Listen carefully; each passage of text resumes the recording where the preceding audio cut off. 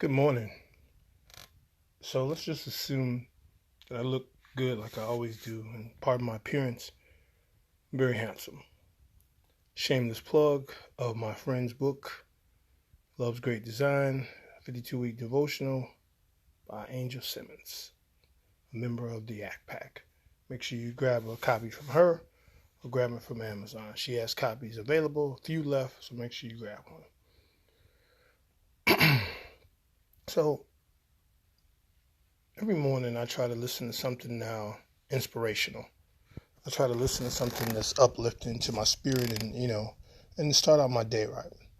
So recently I listened to a few people. I listened to my Facebook friend, Glenn Cameron. I listened to T.D. Jakes. It helps me with the affirmations and such.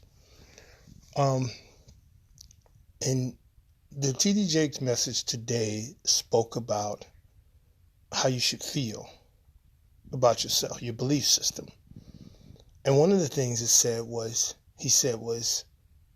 instead of telling people this, could you imagine if you grew up and you were taught you could do all things? And you said it all the time, you can do all things. You can do all things. That positive vibe. One of the reasons I'm anti-humility. Now, humility in itself is not a bad thing, because when you're speaking to your parents, you want a certain amount of tone and respect there. For those of us who believe in God, when you're speaking to God in reverence to Him, there's a certain amount of tone there. There's a certain decorum, loved ones and such. So humility in itself is not necessarily a bad thing, but the way people apply it is horrible. And if you look up the word, I've said this all over and over again. If you look up the word, you'll understand why I have this utter disdain. But instead of us telling people to be humble, why aren't we telling them to be great? Why aren't we telling them to be happy? Don't you understand that when you say be humble, that's to be down? Or do you even know what you're saying? You tell someone to be humble. I've heard that so much, I stopped listening. Because the main reason people tell me to be humble is because I'm confident. I display this confidence and this unwavering. I'm consistent with it. So. You don't want me to take steak out instead of you fixing No. chicken? No. Okay. Thank you, Mom. So I just honestly believe that the message we sent out is incredible. If you look up the word humble says without pride, lowering, to demean. The word humility comes from the base word humil, and is the thing with humiliation. The phrase says he had to eat humble pie, and so on and so forth. Why are we telling people that? Why are we not telling people, hey, go out and be your best self today. Go out and be great today. Go out and be happy today. Go out and win today. Go out and succeed today. The opposite.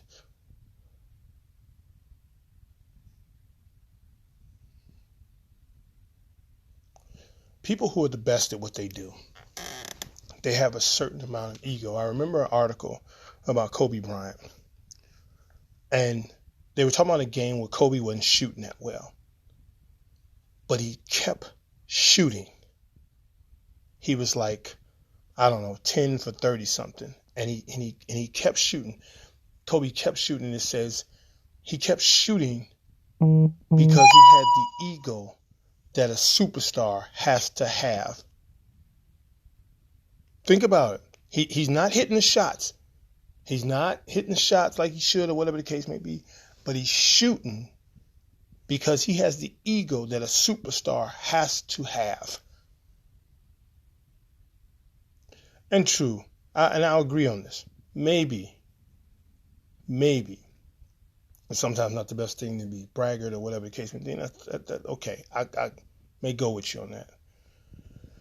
But I think it is incredibly criminal to tell people, and here's the worst one, not be humble.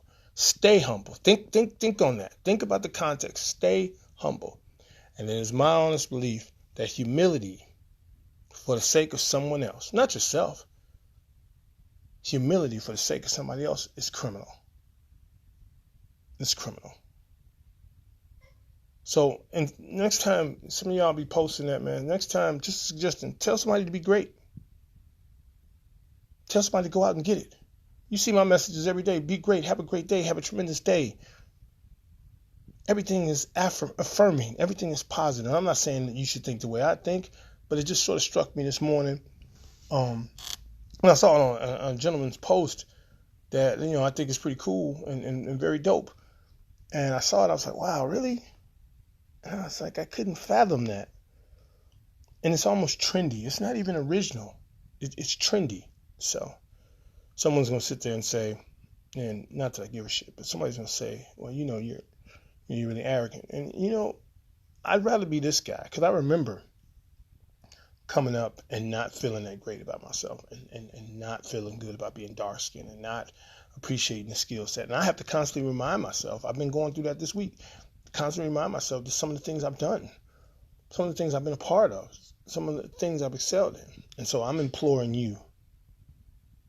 I wonder, does my friend see? Wait. Me plugging her book. I wonder, does she see that? Here's a test. Okay? Here's a test. For those of you watching, listening, have you ever been going to an event? And for men, we don't put on outfits, we put on a clothing ensemble. Women put on outfits, and respectively. Have you done either one of those things? Stood in front of the mirror and said, "Ooh, I look great. I'm absolutely gorgeous." Have you ever done that? Or did you say you look all right? 9 times out of 7, you said, "Ooh, look, I'm killing them," right? And that felt good to think that. It felt good to feel that. Conversely, how maybe you ever had somebody tell you something about yourself that was unsavory? Your nose is too big. Your hair ain't right. You don't like your ensemble, your outfit. Something that wasn't necessarily flattering, right? Do you know once you built up your own self-esteem, that doesn't bother you. That stuff rolls off you like water off a duck's back. I never understood what that meant until I saw it. That's why you build up your self-esteem. That's why I refuse to be humble. You can keep that shit. Hope you're having a pleasant morning. Hope your day has gotten off to a great start. Hope that continues. Go out there today, be great, be sensational, be the best you. Because that's all that really matters. Having self-love is exactly that. Look up the word conceit. It's self-love. It's feeling good about yourself, in love with yourself. And the hypocrisy and the contradictions are so real because you're told to be humble, but then you're told to love yourself. There's a contradiction there. So which one is going to win out? Thank y'all so much for tuning in. This has been Mr. Terrific. Have a great day.